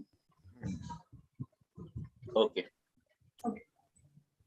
All right. So I think this is a very, question, not just very much relevant to the topic of Ms. Kaur, because she is focusing on the, in general, the green belt and not on the indoor air quality. So thank you very much, all the participants, and also Ms. Kaur. Now we have the next talk. So Ms. Kaur, you can now unshare your presentation. The next talk is by Mr. Rajesh Kumar, research scholar at the Central University of Jharkhand, and he is delivering talk on environmental sustainability through tribal societies. Oh, ma'am, are you unable to unshare the screen? Oh, yeah, it's done. Yeah, yes. Okay, thank you. So, Mr. Rajesh Kumar, please come on the camera and also share your screen. Sir, he has not joined as yet. So we can move to the next speaker after that. Okay, so I think Rajesh Kumar ji has not yet joined. So then we can invite the next speaker, Dr. Rajesh Sharma, who is a professor at the Graphic University. So I hope Dr. Neeraj Sharma, you are here. You have joined, because we are preponing your presentation. So if you are here, please come on the camera, and then you can give your introduction. So Dr. Tushar, just can you check Dr. Neeraj is here in the list? Yeah, I'm checking that, sir. Yeah, Yes, Dr. sir, Neeraj Sharma is there. Okay, so Dr. Neeraj Sharma, please come on the camera so that we can introduce you to the audience. Okay, yes, thank you. So Dr. Neeraj Sharma, he is a PhD from IIT Roorkee, and he is currently professor at the Graphic University, Dehradun. So he would be delivering his talk on applying the extended producer responsibility towards managing plastic packaging, waste collection in mass religious gatherings in Asian developing countries. The case of Char Dham Yatra in India. So I think this is a very relevant topic, especially the plastic waste. So whenever we have any religious gathering, not just religious gathering or any marriage or anything, if we just walk through even the rural area, just near the railways, the railway lines, the corridors just near the rail line, they are just filled with a lot of plastic waste, including the waste polythenes, those gutka wrappers, and so many stuff. So I think this would be very relevant. So we invite Dr. Neeraj Sharma to please begin the presentation. Thank you for giving me this opportunity. It is indeed a pleasure. And at the outset, I extend my very warm greetings to all attending this session. To begin with, I would like to confirm whether my screen, the slides are visible. Yes, you are audible very clearly and your screen is also visible. Please go ahead. Thank you. Thank you. So as mentioned, I would be talking about applying the extended producer responsibility towards managing plastic waste collection in mass religious gatherings. And in this context, I will be taking the specific case of ongoing Char Dham Yatra in Uttarakhand. Now, as we know, for about 6 months, from April to about October, these 4 shrines are opened to pilgrimage. That is Badrinath, Kedarnath, Gangotri, and Yamunotri. And as we can see at the bottom of this slide, there has been, in general, an increasing trend in the last, I would say, 7-8 years. If we leave the situation because of COVID, there has been an increasing trend. And this year, we are expecting that more than 40 lakh pilgrims will be visiting these Char Dham Yatra. And against the expected footfall or estimates, the number of pilgrims thronging these shrines is well beyond. And even it has been reported that they are to the tune of 55,000 to 58,000 pilgrims visiting these 4 shrines in recent last month, which is a way beyond the carrying capacity of all the 4 shrines put together. As per government mandate, they have fixed the registration limits for each of these shrines as listed out here. And altogether, it comes out to be about 42,000 pilgrims per day. That is maximum possible, which can be accommodated as per the government figures. So this stretch from Delhi and return journeys of around 1,607 kilometers and very prominent ones. Now, what motivated for undertaking this study? This is the recent reports in various media, which don't cast a very encouraging figure in terms of what this pilgrimage is doing to the environment and ecology of the region. So one of the most challenging aspect of this waste which is being generated out here, and most of this waste is generated because of packaging, plastic packaging, which is used maybe for mineral water bottles or aerated drinks or chips wrappers and so on and so forth. So food packaging is the major contributor of this plastic packaging waste. And once it is dumped here and there, then to gather or collect it is in itself a humongous task. So with this thought process, with this motivation, we thought that if something we could do, and from the research perspective or from the conceptualization perspective, then that could be a good contribution if it can be taken forward towards execution. Now, to just give you the things in perspective, as per the CPCB, that is Central Pollution Control Board, there are plastic waste management rules 2016 which have been implemented. And as per that, there is a concept of extended producer responsibility, wherein each of the manufacturers or brands which are responsible for such plastic packaging or plastic waste spread are mandated to at least fix a minimum percentage which they would be undertaking to recycle this plastic waste, because they are responsible, their products are responsible for spreading of this plastic waste, and so they are to contribute towards addressing this challenge.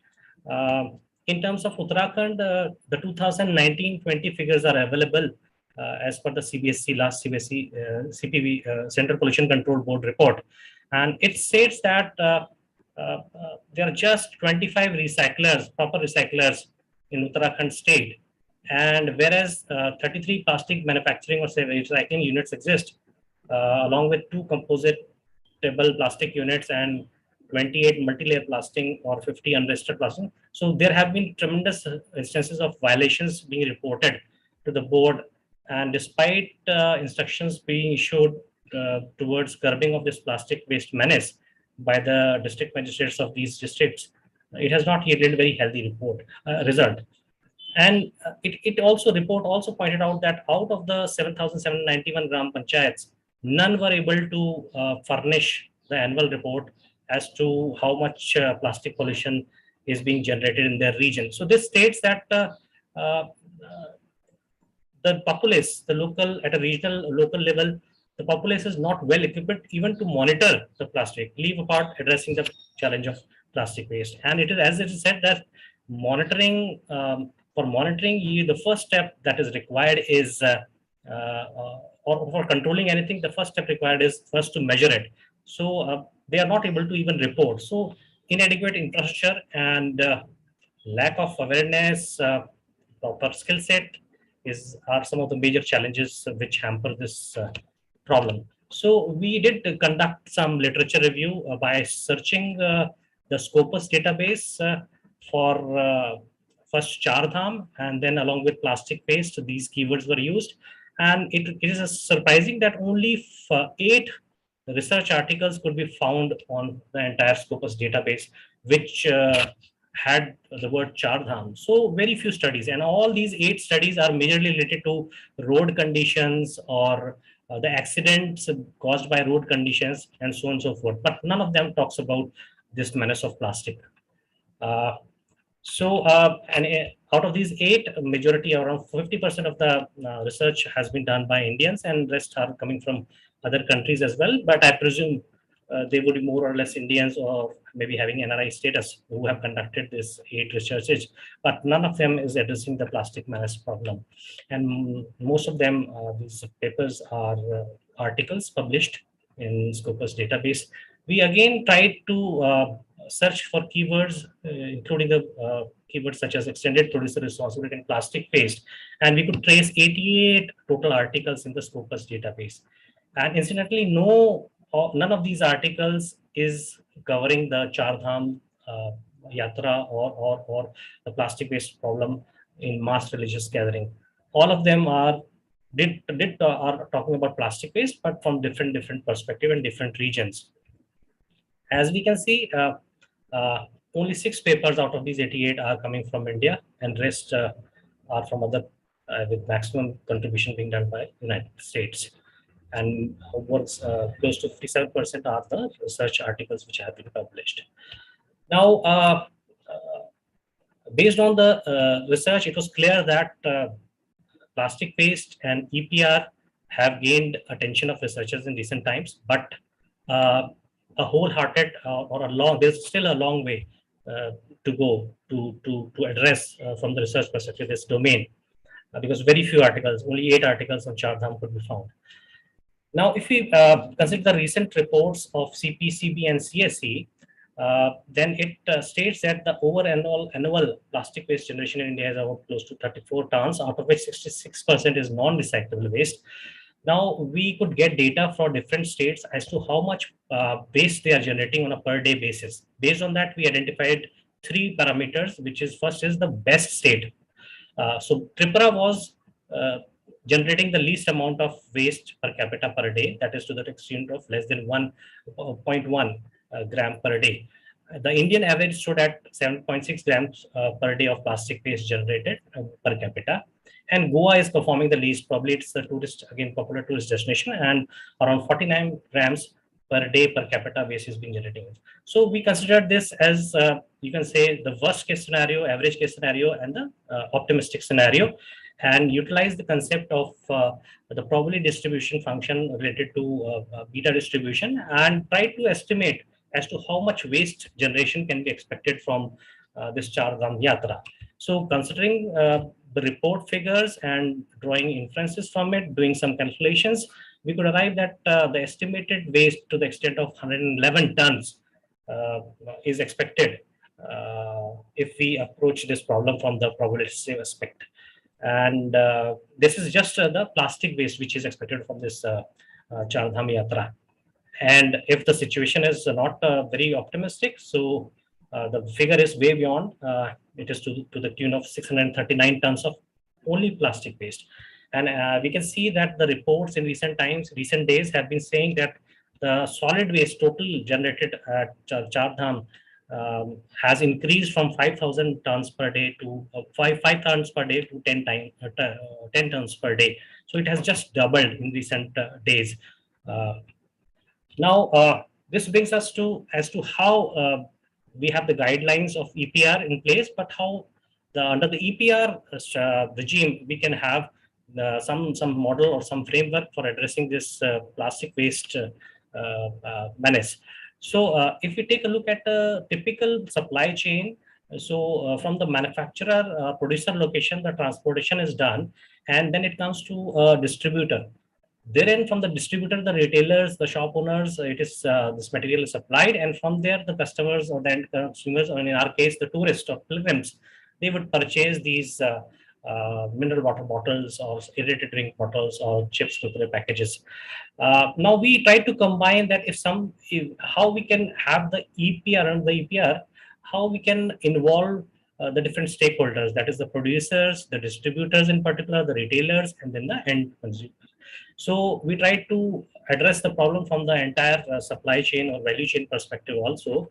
And we came up with a concept comprehensive framework like this.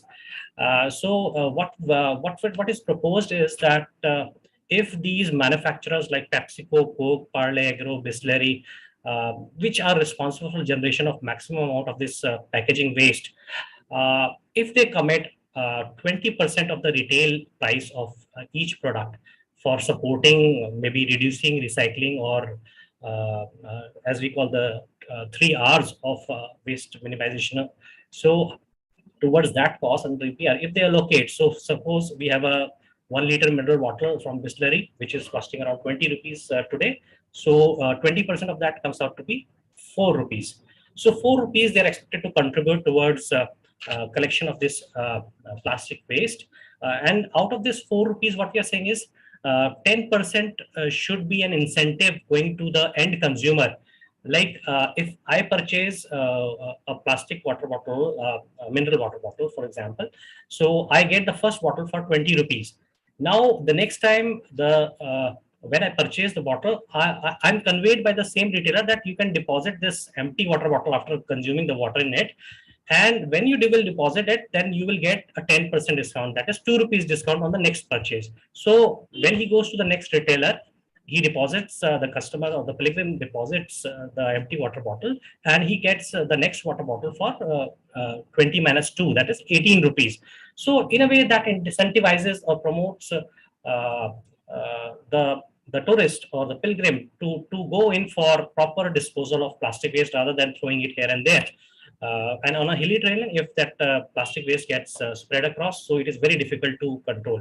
We do have technologies which can address the plastic waste disposal problem or processing problem, but it requires an aggregated, properly segregated waste.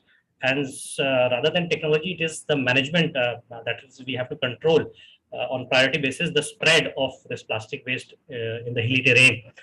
So the tourist is incentivized to the extent of 10%. And what we are saying is that the retailers in the region also get an incentive to the extent of 5% of the retail price of a particular product. So in this case, 1 rupee per water bottle he collects at his shop, retail shop, he would get 1 rupee for that.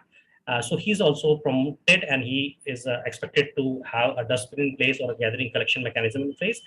And then the rest of the balance, 5% which is left out of 20% collected under EPR, that will go to the municipal corporation and maybe the different NGOs which are active, or the local populace which is involved in waste collection, like we have the kabadis, local kabadis and all. So they will be incentivized if they collect the waste, help in collecting and gathering of this waste. So it is like I would say a win-win situation for all involved stakeholders. The producer gets to fulfill the EPR norm. The wholesaler or the distributor gets an incentive.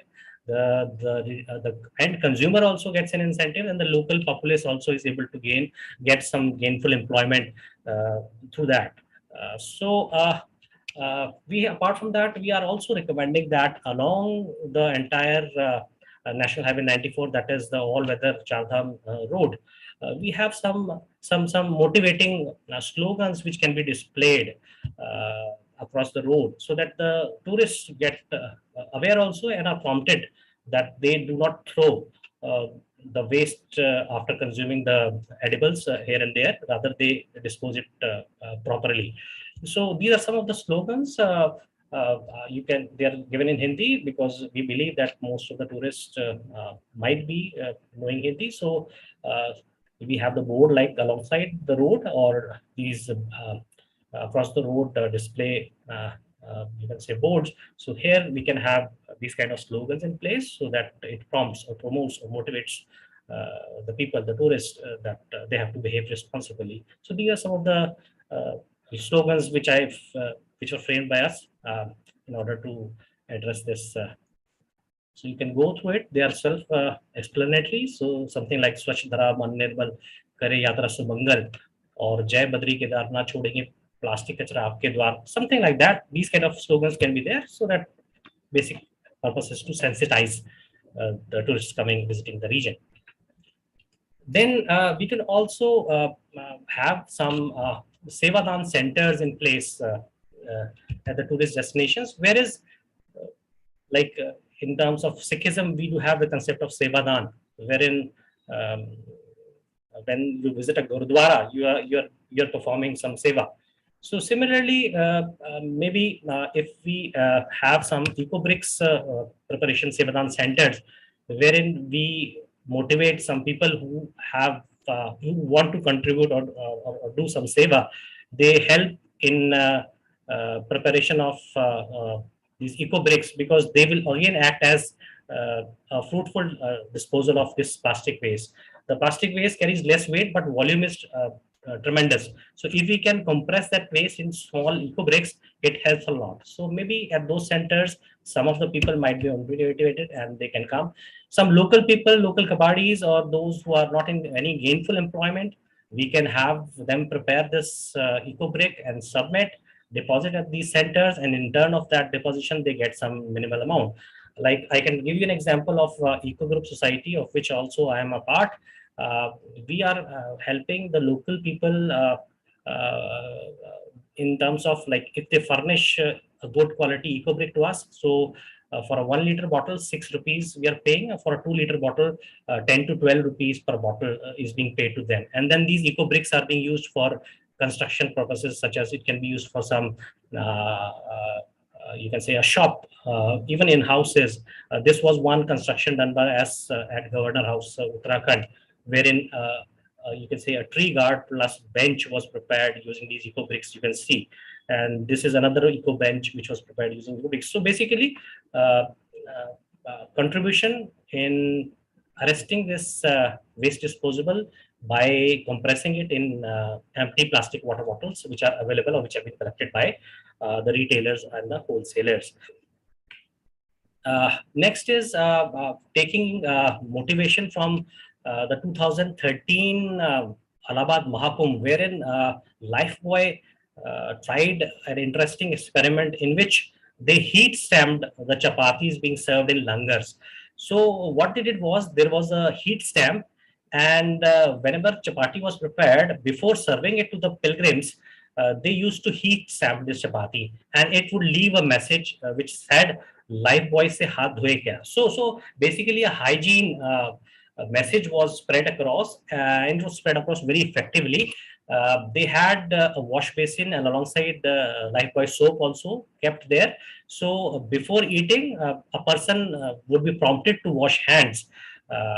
And that was, you can say, a very successful experiment which is cited. So similarly, considering the pilgrims, large number, Chardham also, some slogans, some interesting message could be put on those, like chapatis being served to in langars or mass, you can say, food langars. So they again will motivate, are expected to motivate this pilgrims towards proper disposal of this plastic waste which they are consuming.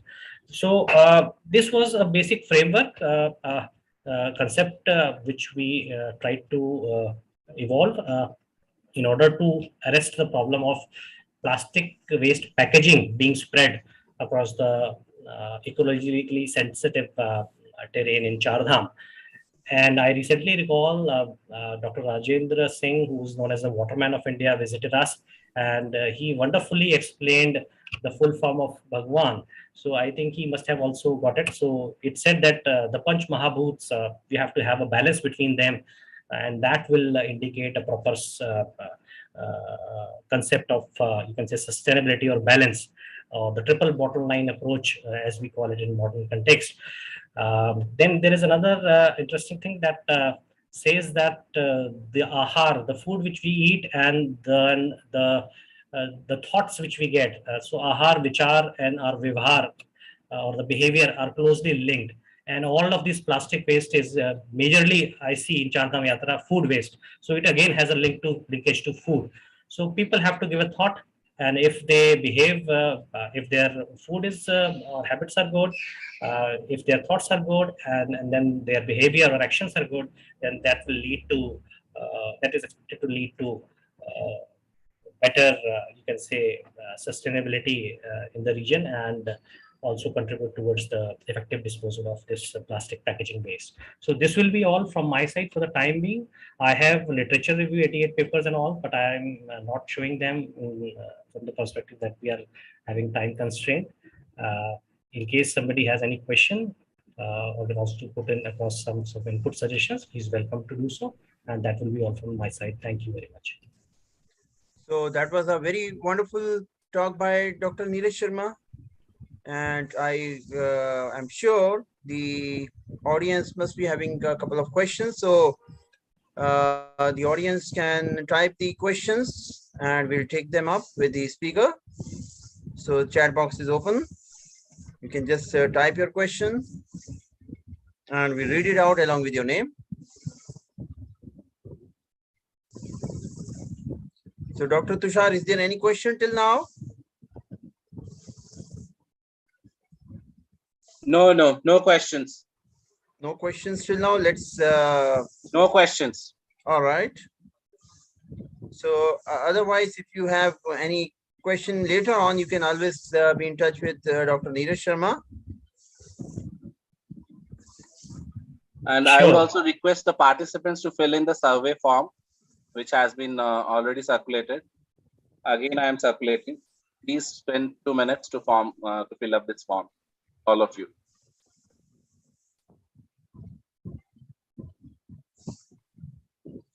Dr. Neeraj, I have a question. Dr. Neeraj, I have a question. My question is, you showed one of your slide in which on the rotis that the slogan was written.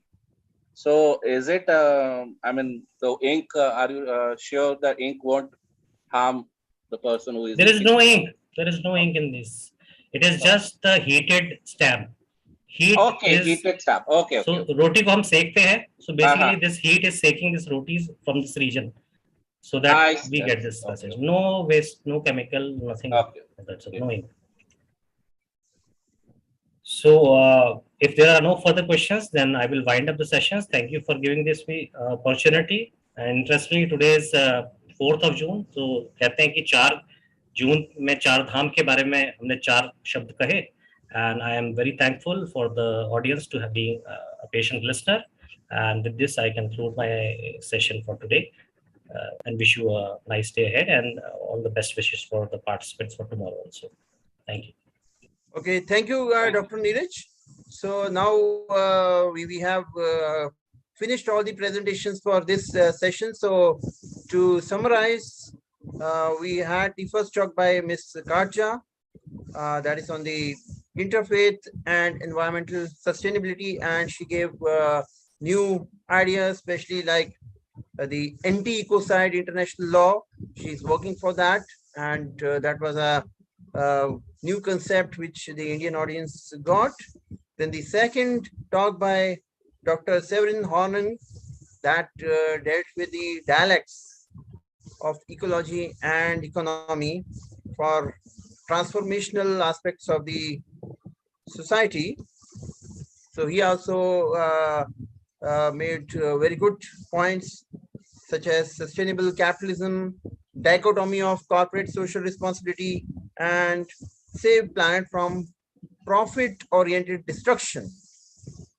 After that, we had the talk of Ms. Navneet Kaur on the green belts, their role to bring down the air pollutants. And then finally, we had the talk by Dr. Neeraj Sharma on the plastic waste management in religious gatherings. Especially, he provided a very good statistics of the Char Dham Yatra, where now what we see, not just these Char Dhams, but if we go any place of pilgrimage, the crowds are increasing day by day. For example, if we visit Vrindavan, then during the rush hour, especially during the weekends, the roads are fully choked, and we find the waste in terms of the plastic. We also find sound pollution by the horns, and we also find similar kind of other pollution. So this is a characteristic of now the places of pilgrimages. So it's our responsibility to keep all our heritage locations clean, and we adopt ways, because we are going there to for our spiritual upliftment. So we should be very careful not to do any kind of spreading of any pollutants in the region. So with this, I thank everyone for your participation, and I am especially thankful to Ms. Karcha, Dr. Severin Horning, Ms. Navneet Kaur, and Dr. Neeraj Sharma for your interesting talks. So thanks are also for the audience who have asked questions. So I think now we are ending the session, but then there are a few announcements to be made. So I request Dr. Jyoti Ranjan to kindly take over the charge and do the announcements as planned. Dr. Jyoti Ranjan.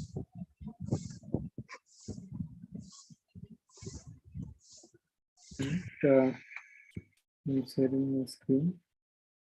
So thank you very much for this wonderful event, and it's really enlightening to see so many scholars presenting wonderful ideas about sustainable living, how we can live in a very harmonious way with nature, and at the same time be simple.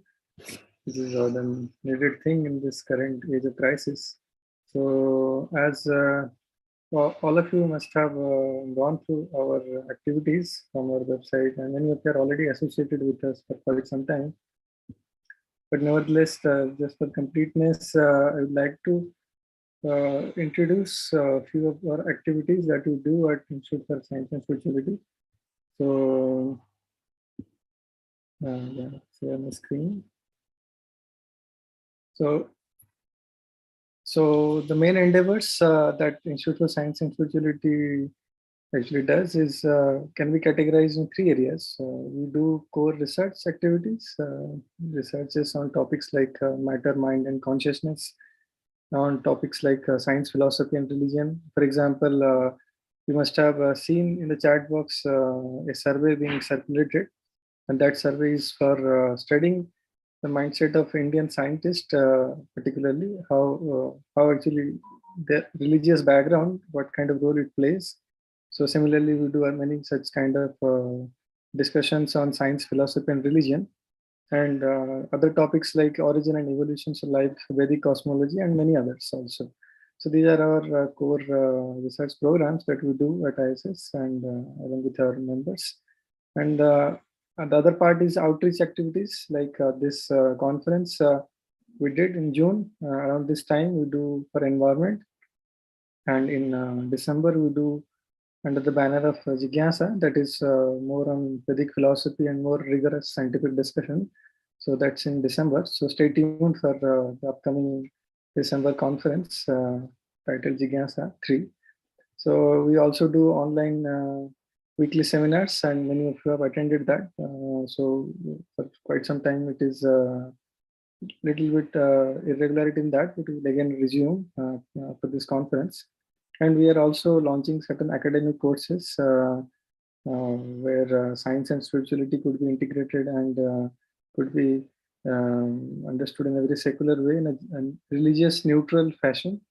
And there are some core spiritual and science spirituality training courses.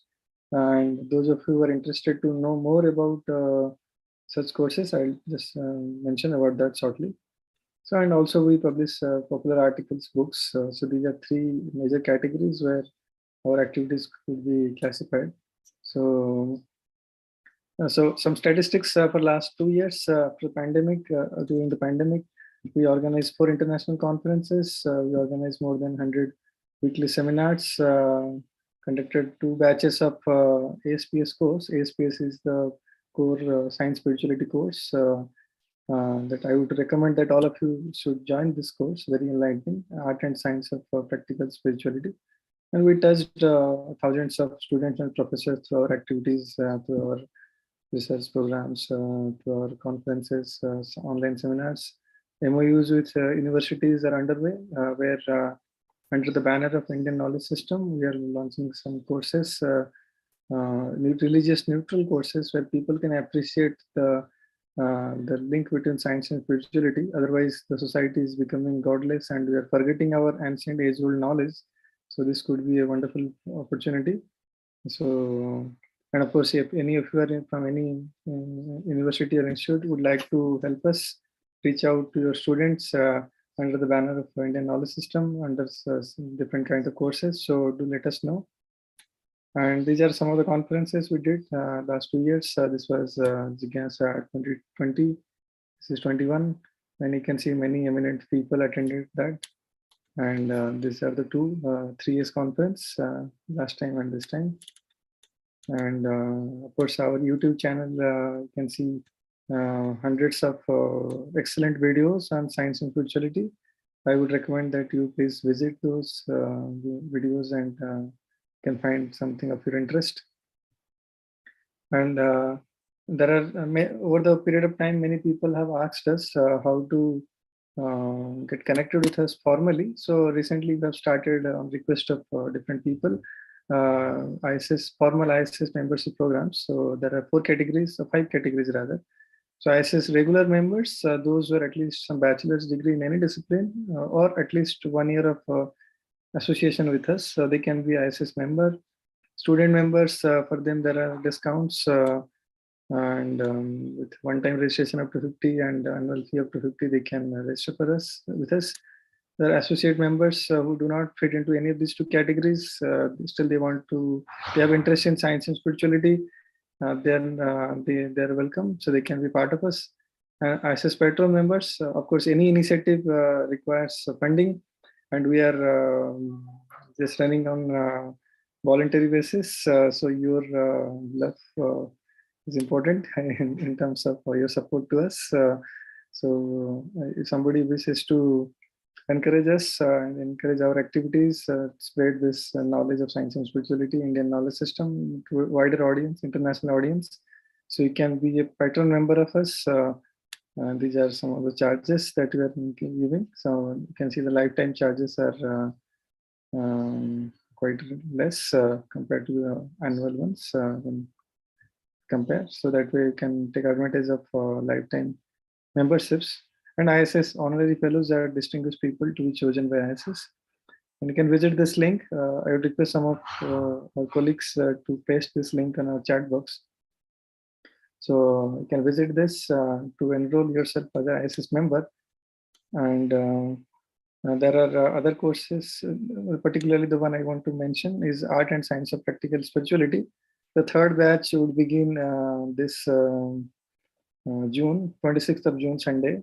So what it is, it's actually, the purpose is to help and train the sincere people who wish to explore further aspects of science and spirituality dialogue, whether it is relation to environment, relation to Vedic science and other areas. So it's a wonderful opportunity to learn and to practice also spirituality. So it's a 3 months course. Every Sunday we do that, or once in a week actually. And so we make short batches. We call it 5 pace because we discuss science and spirituality dialogue. We we make open heart question answer sessions, practical aspects, how a person can live properly. Sadachar, sadhana means spiritual practices. Swadhyaya means studying from core spiritual scriptures. So you can take advantage of that.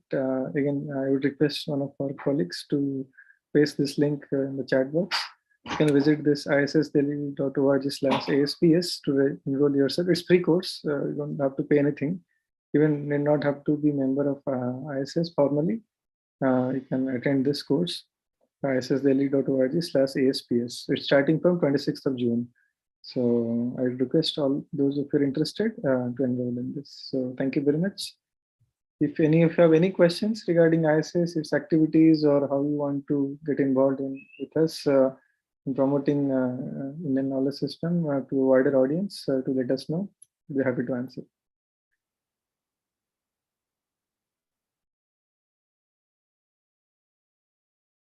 Yeah, somebody interested, you can unmute. Sir, can I speak? Yeah, sure. Please introduce yourself first. I'm Dr. Nanta Gupta. I am a professor in foundry technology in National Institute of Advanced Manufacturing Technology at Ranchi, Jharkhand. So my question is that I am willing to become a life member. So what are the duties and what are the favors like we get being a life member of the society, guys? So there is some echo.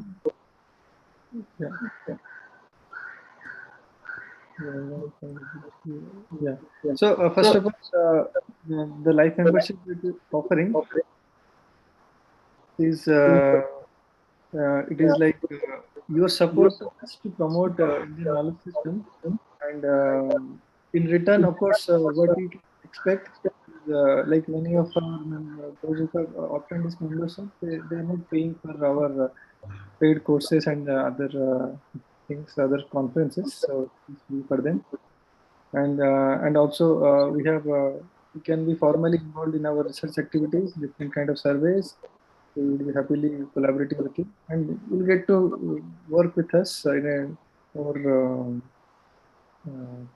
cohesive fashion. So I'm not as a guest, but as really as a host, I would say. So that way, it's a formal way. So to get connected, and of course, the purpose of all this scheme is to encourage the participants. Of course, we are running on voluntary donations that way. So these are just a few suggestions for us. If somebody wishes to help us in spreading this research and outreach and other activities. Yes, that is so good. Sir, in spite of Institute for Science and Spirituality, is it somewhat related to ISKCON? ISKCON, the daily branch. Yeah, it is related to ISKCON. It is. Automatically become member of ISKCON too. I mean.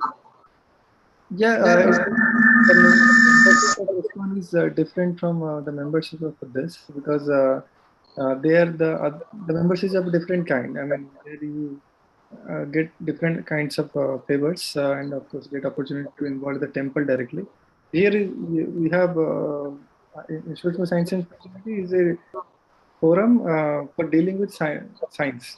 So that way. So ISKCON is just not promoting religious activities and other things. It's also promoting mainstream science. We really do mainstream science. So that way, it's a different membership. Okay. Thanks a lot, sir. I will willingly, मैं बन जाऊंगी member sooner as I am interested. Yeah, whatever. I mean, it's all voluntary. So most important thing is just not becoming a member. Also helping us in promoting these activities in relation to Indian knowledge system, bringing it to 20 years of science. It's duty, and I feel I should be a part of it. Yeah, thank you so much for the favor. And I would request again those of you who have not yet filled the survey that we're conducting to study how religious background of Indian scientists help or disfavor or whatever way in their practice of core science. You can fill this form. It's a part of a mainstream research. So, And of course, the link for registration for the ASPS course is there, and membership also is pasted. So that's all. So thank you. So still any questions from anybody? Hello. Yeah, please. First of all, please introduce yourself. Then.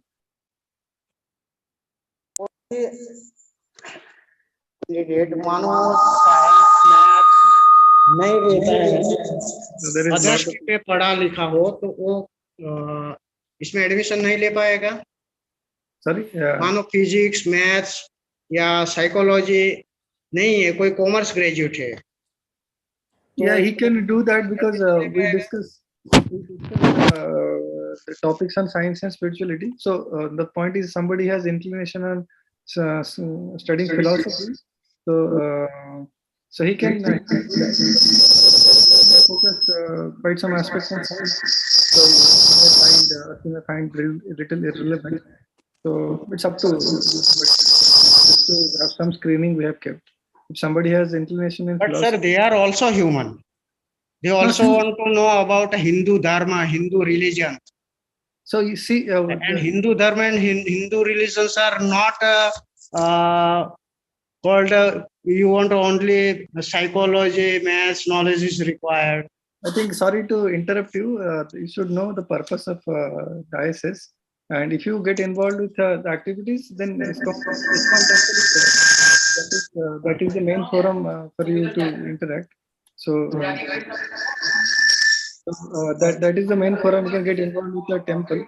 So voice is actually echoing. Actually, yeah, your voice is echoing. But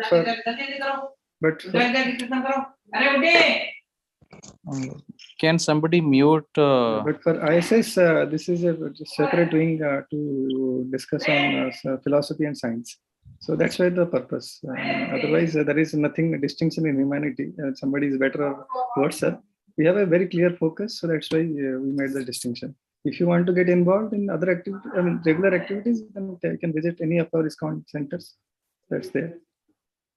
Okay, sir. Okay, sir. Okay, so there are no further questions. So thank you very much for your kind Somebody attention. somebody has posted question in the chat window, some query.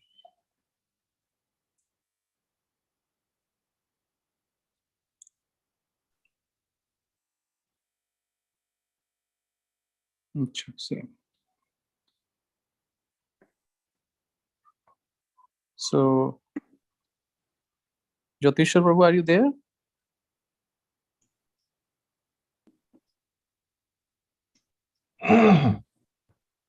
Jyotishwar Prabhu, are you there?